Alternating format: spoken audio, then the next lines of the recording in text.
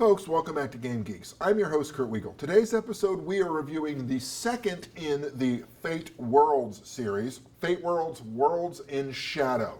Like in Worlds on Fire, these are authors' interpretations of the Fate rules, see if they can introduce something different for you, and to have game to sort of not only give you playable settings and ideas for campaigns, but give you new interpretations of the rules. So in this one, we have, I'll be honest, the Worlds in Fire have less that instantly appealed to me as Worlds in Shadows do. This one just hit on all cylinders from the minute I started reading it.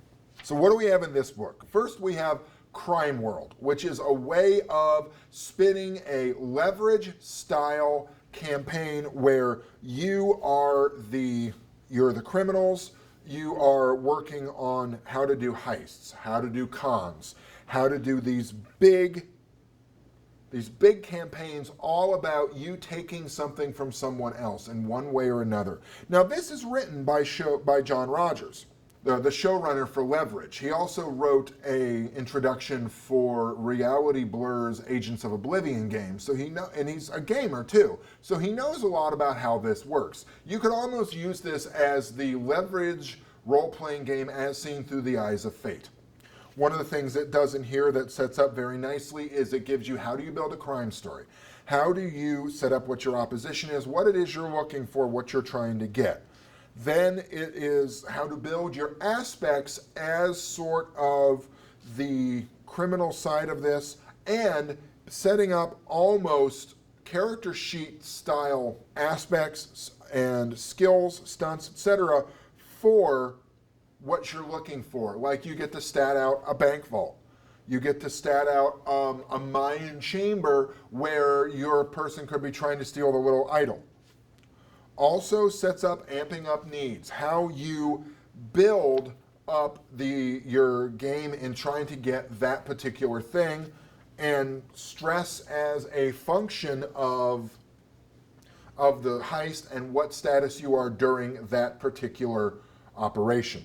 Next up is TimeWorks, a rather unusual time travel game where you are someone with a particular set of skills that an organization and a company called TimeWorks has found a way to disalign you from time so you're no longer affected by time change, from paradox, and sends you to a particular point in time to cause a disruption, to cause a problem that changes an established time flow. One of the things you don't really know is why you're doing this. Who's paying you to do this? Who's paying the organization to get this done? Could it be benign? Could it be insignificant? Or could it be part of some vast time-spanning conspiracy? From there, it's also how you set up the changes you are making in the established timeline as stress in a given situation. Time doesn't like to be messed with. So it sets up reality working against you in the form of stress and the fact that you get certain beings whose entire purpose is there to mess with you, to stop you from altering this time effect. Now, these beings are called the Shadow Men. And if you feel like this is an Inception-style game, just instead of going into people's dreams, you're going into, say, someone's timeline to change something, you'd be exactly right. Because you could tell that Inception was very definitely one of the inspirations for this game. The Ellis Affair, a very interestingly written campaign that is as historical or pseudo-historical as you want it to be, set in the 1920s. I'm going to skip on to the next one because while that's interesting, it didn't really spark my brain quite as much as some of the other ones did, although I will point out it's very interesting as you're in a boat hopping around Indochina in the backwaters in the 1920s as you're just trying to answer the simple question, who was Earl Ellis? All right. In No Exit, you are part of a very grim prisoner-style setting where you're in an apartment complex that you literally cannot get out of, and you're missing key parts of your memory. Part of this setting is discovering who you are and why you're there as much as how you get out. How you get out not necessarily being the point of the campaign as much as discovering why you're there and why you want to get out being a much broader arc for the campaign. Particularly of interest is discovering who you are in the course of play, or why you're missing certain memories. Now, court/ship, set in the rule of Louis XV, is intrigue, sword fighting, politics, backstabbing, all the things you would expect to love in the era of one of the last great kings of France, while an alien invasion is going on of body taking and body consuming aliens.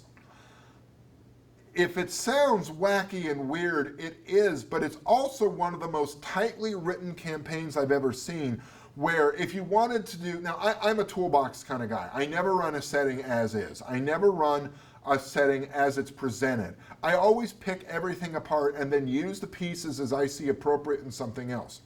You can get social combat in here that is just deliciously written, how you deal with big secrets in a campaign, because no setting should be so rife with secrets as a royalty level French campaign would, when you're in the center of this huge empire that's falling apart and you just don't care because it's all about the next great party that you've got to get to. Add to that body swapping aliens and the idea of the invasion, and I love the fact that at the end of that setting, what they give you is how to use this as a short game, a medium game, or a long game.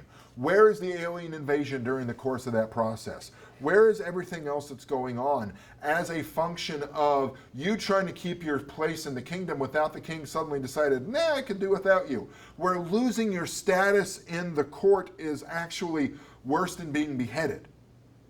Now that brings me to Camelot Trigger, which is, to be quite frank with you, one of the few settings or few campaign ideas I've read in the past several years of my life where I've gone, oh my God, that's amazing.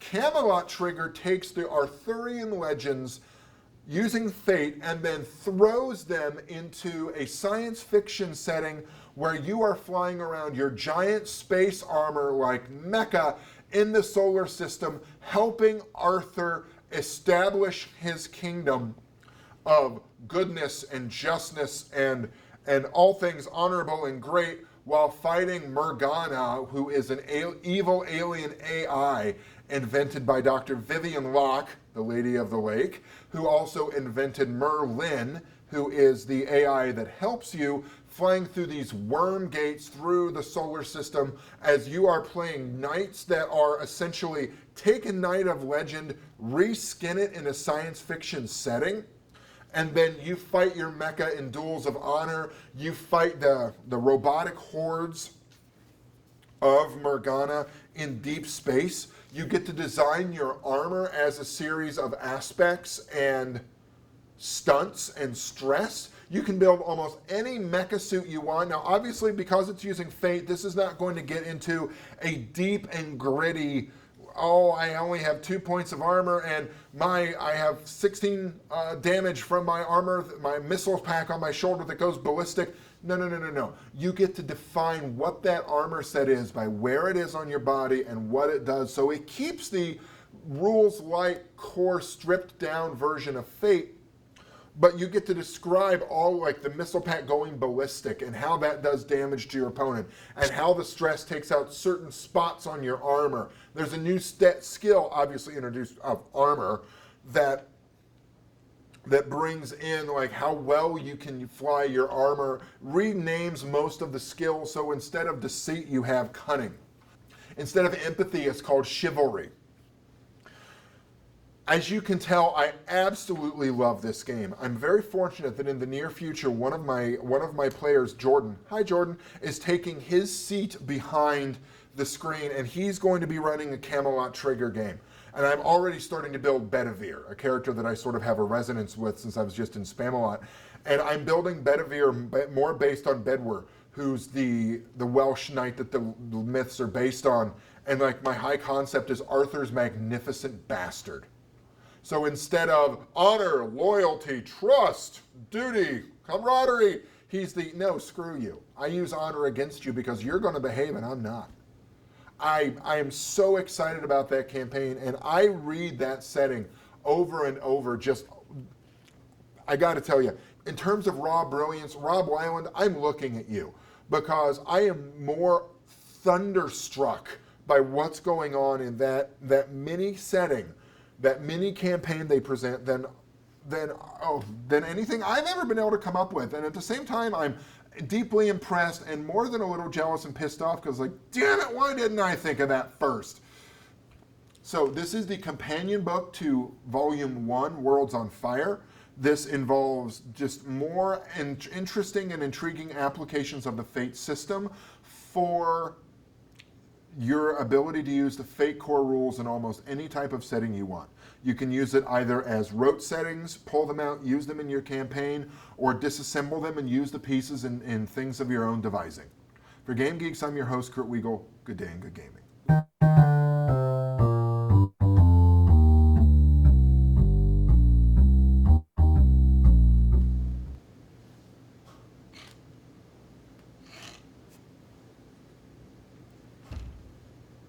Why are you here?